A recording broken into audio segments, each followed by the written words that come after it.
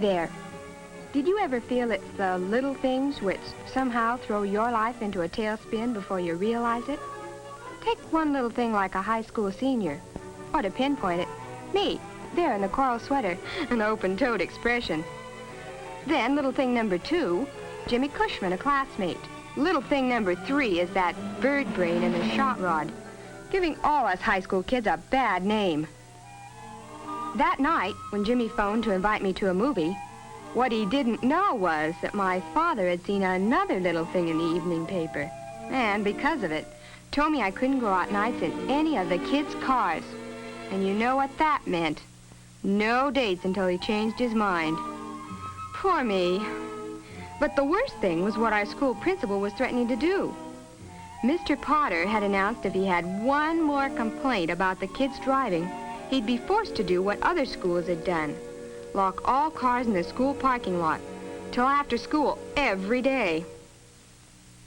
Well, we couldn't do anything right away because next day, Dad took me to Sacramento. And while he worked, I did some sightseeing. Still worried about Mr. Potter's warning until suddenly I spotted a sharp-looking sports job with a sign on it, which said something about a safety economy run. Naturally, I didn't know what that was, but I knew what the Flying Red Horse stands for. So, later that afternoon, when I bought a local paper and read that the runs were for high schools, I took off for the nearest phone booth, called the oil company, and asked if someone would explain a safety economy run to me. They connected me with Mr. Burton, Ray Burton, up from San Francisco to supervise the run. He said, even though he was about to leave, if I'd come right over, he'd explain it all to me. And was I ever glad I took him up. Start with, Miss King. We don't put on the runs. You youngsters do it all yourselves. All we do, with a lot of help from 3As and peace officer groups, like the Highway Patrol here in our state, is to show you how to organize a run, then you go ahead and do it. Oh, but who wins these runs? The driver with the best mileage? No, although mileage is very important, but these are also safety tests. That's why we donate trophies and the gasoline that's used. Well, how in the world do you figure the scores? You get your run organized first. When you're ready, we'll be around to explain it and give you the official observer's report forms. You know, each car carries an adult observer.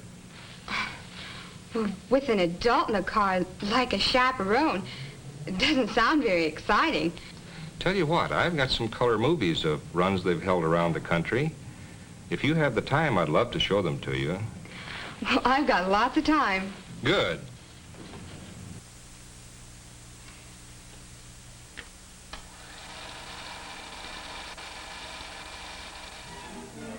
I was surprised to see how many schools everywhere had entered past safety economy runs, and how all the faculties pitch in and help.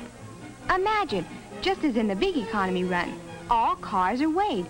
So, with the 10-mile scoring system, cars of all kinds compete on an equal basis. Now there's a sight, Seattle's floating bridge over Lake Washington.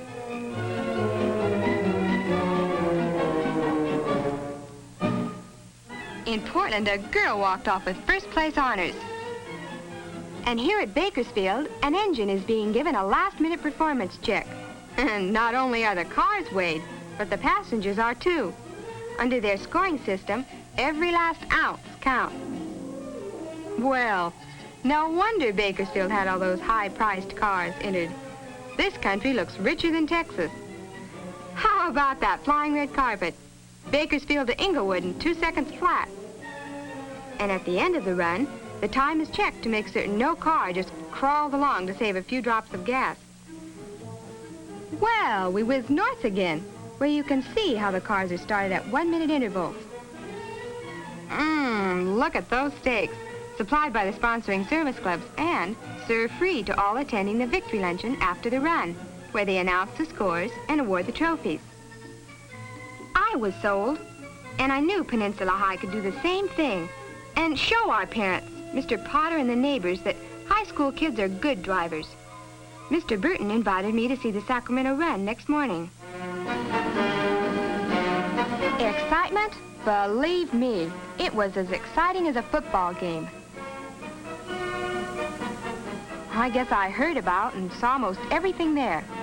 The gasoline and oil are provided by the mobile gas people. And the safety checks to make sure all cars are in top condition, as well as covered by insurance, are continued until the last car is started. Then, numbered stickers are pasted on, and the cars rolled into the street to line up for the start. At 9 o'clock sharp, the first car is sent off, and the next car is rolled up, in turn, to the starting line. There, the assistant starter tolls off the seconds until the next minute is up. And when they had all left, I went with Mr. Burton to drive around the 96-mile course. It was a real kick for me, but most of all, I couldn't wait to get back to San Francisco to see what I could do about whipping up some enthusiasm for a safety economy run of our own.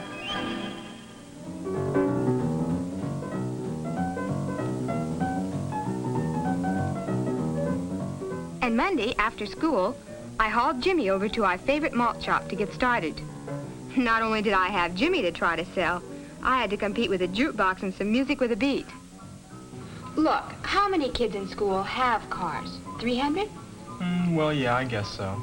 Well, then out of that 300, how many got the rest of us into this jam? Gee, there couldn't be more than 6 or 8 of those yo-yos shoving around shot rods, making like they're real big men, could there? That's what I mean. So if you were Mr. Potter... Thank you, ma'am. Well, if you were, and a lot of our bunch entered the run and got really good scores, wouldn't you think we're not all goof-offs like Ronnie and Tay and their gang that digs out every time they get into a car? Well, yeah. But if you can convince your father of that, then I'm with you. Good. Then let's start making a list of... Uh-oh. Okay, you're vice president of student council. Get to work, because here comes Flash Gordon himself. Hi, Tay. Well, what's new and funny, my little bunny? Tay, listen a minute. Minute? Man, do you realize in a minute I can go from a standing start to 130 in that little old bomb of mine? Minute. Tay, we're planning on putting on one of those safety economy runs here at school. Will you and your gang enter if we... Me? Economy? Of course you're kidding. The heck we are. It was you and that lead-foot crowd of yours that got us in all this Dutch with Mr. Potter. Sonny boy, I admit I voted for you for council, but when it comes to cars, you better leave it to the men around here. So get lost, Willie. You're acting mighty silly. Well, what do you do with a character like that? Beat his brains out if he had any. But after listening to him, I'm sure you're right, Sharon. Then you'll help get the show on the road? If it'll help cut down that queek, send me in, Coach.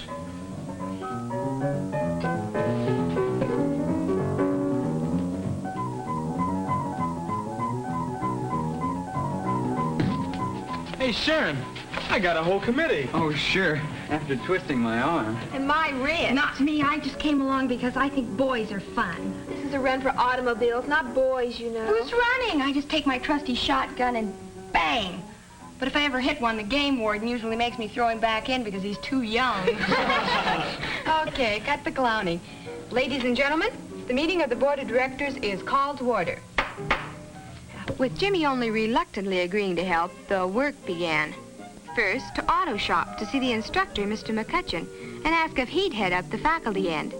He said he would if Mr. Potter agreed. Mr. Potter?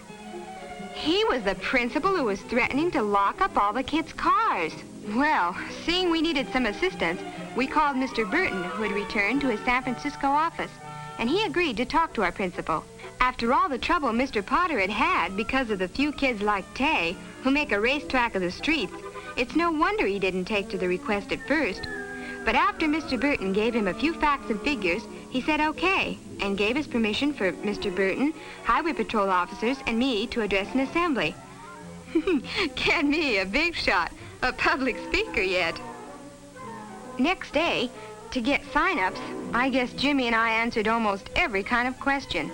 Like, a run is usually over a course of about 100 miles, which we'll lay out with the 3As and the highway patrol.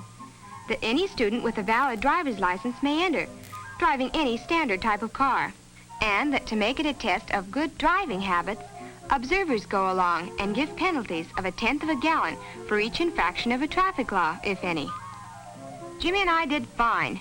24 kids signed up the first day, and we were real proud as we went to the malt shop to meet Mr. Burton. He thought we'd done a bang-up job.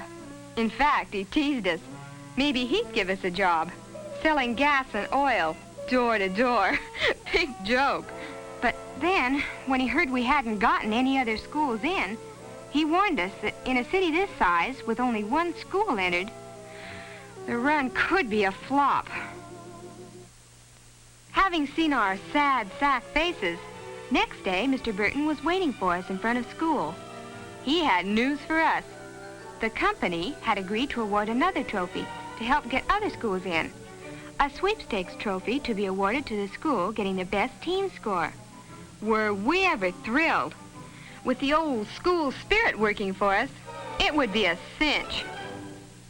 Next day, we told Mr. McCutcheon our good news, but found he'd already gotten 4 other schools to enter. And then he told us we were the ones who'd have to make talks to the service clubs to ask if they would provide the observers we'd need and the victory luncheon. Jimmy threw in the sponge, and I threw the book at James. If Mr. McCutcheon hadn't calmed us down, Jimmy and I still wouldn't be talking. But then we got more help from Mr. Burton. He went to the 3As, saw Mr. Moore, and they agreed they'd both help us get speaking dates, which they did.